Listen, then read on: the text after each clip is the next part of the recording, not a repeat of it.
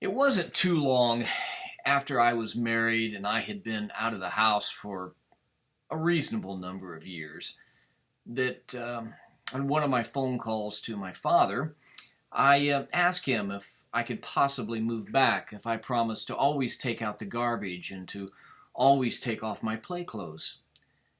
He laughed and was quiet for a second, and then he just said, no. The reason why I wanted to go back is I was tired of dealing with being an adult. Who likes being an adult? Who likes adulting? Sometimes I get tired of adulting.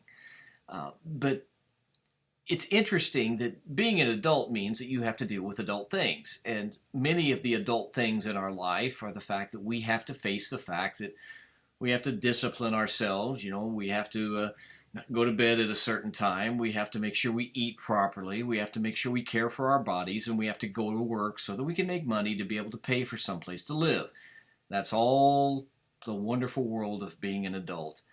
I remember when I was a younger kid, I couldn't wait to be an adult. Oh, if I could only be a kid again. The problem is that our world today is a very scary place. It's always been scary.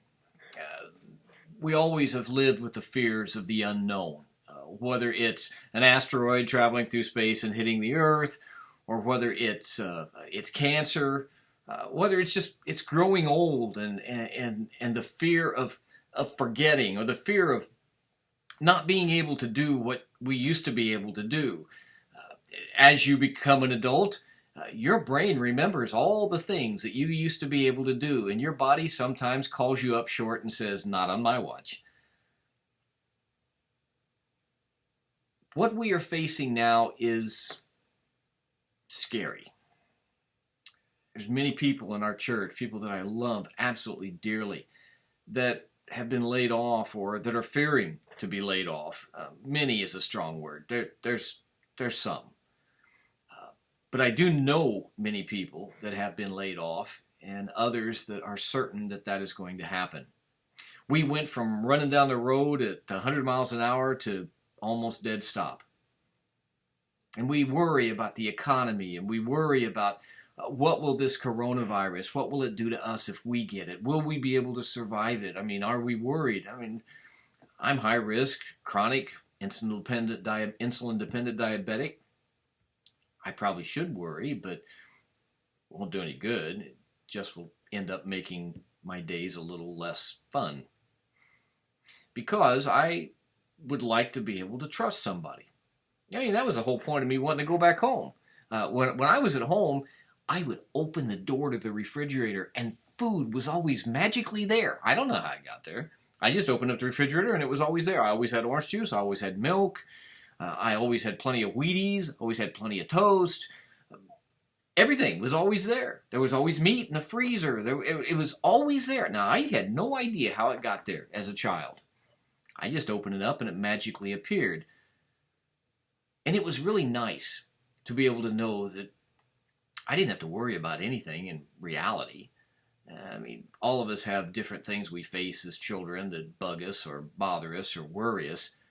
But the big things we didn't have to worry about. Now I know for a fact if I want to see milk and orange juice and bread and butter and jelly and cereal, if I want to see these things in my cupboard or in my refrigerator, well, I have to make sure I do a good job so that I can keep my job, so that I can earn the money to be able to pay for those things. That's the disciplines necessary to be an adult. But we still occasionally will have fears, just like we do now with the coronavirus. There's many things on the news that just scare us to death. We wonder how badly this is going to harm our country. How much of a recession are we going to go in?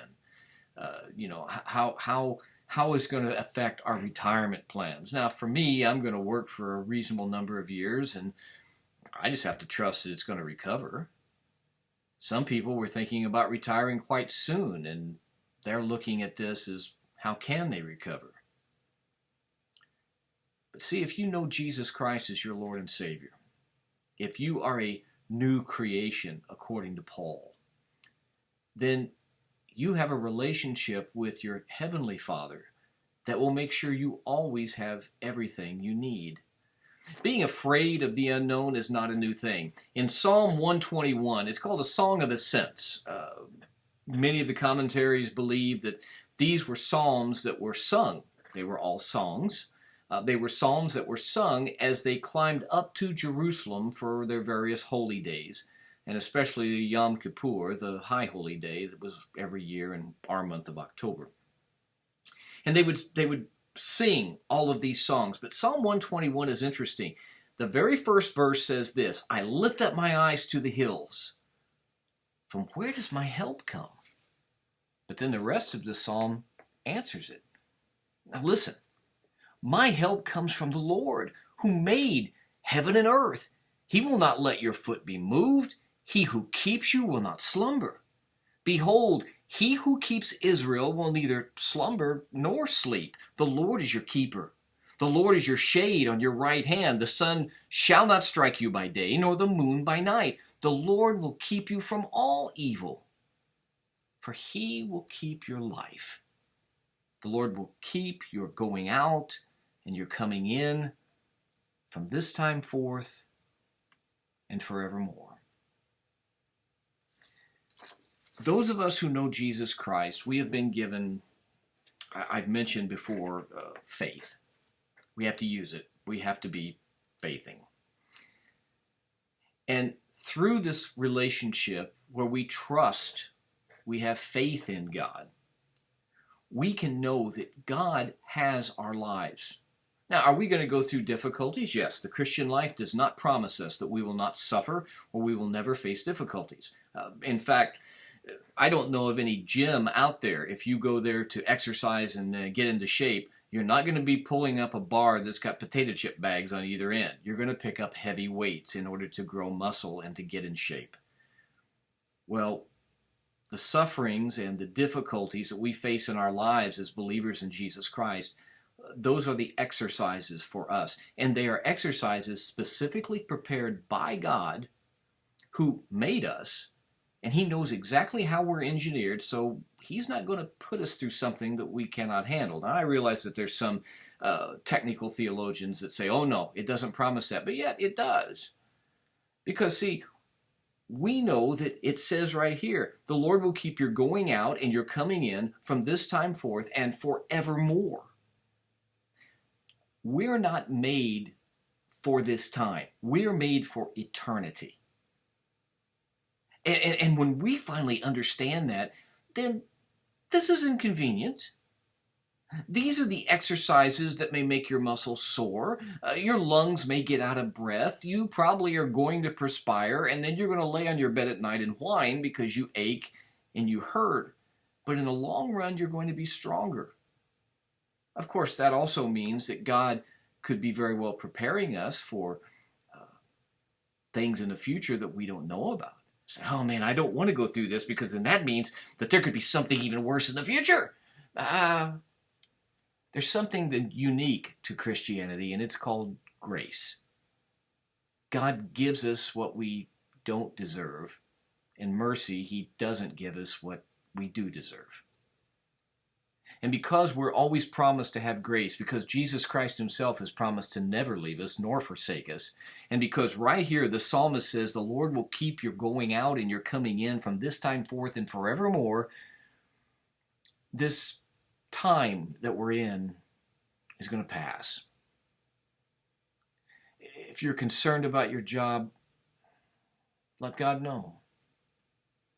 That's what prayer is for. That's what God commands us to do. He wants us to talk to him. He commands us to talk to him. And for us to cry to him because, tell him. He knows already. But he wants us to tell him. He wants not us to say the words. He wants the relationship. And sometimes God is like my dad. I ask if I can come home. I ask if I can have this. And Dad just thought, no. And sometimes God says that. But sometimes, like my dad, God says no. And it's not no, never, ever, forget it. It's just not now. I like to go home and see my dad. And I'm certain that he likes to see me, or at least I live with that anyway. My brother tells me he's the favorite, but we all know that's not true. God is the one that's going to protect us. The reason why the psalmist in the first verse says, I lift up my eyes to the hills, and ask the question, from where does my help come from? Because the enemy comes from the hills, the high ground. The enemy would occupy that. Now, they had to climb up to get to Jerusalem, but they had to go through the valleys that were between the hills, and the enemies like to stay on the hills to shoot down and come down to attack those in the valley. God makes sure that no one is going to be able to get to us. No one is going to defeat us. No one is going to take away what God intends for us to have. That is a promise by God.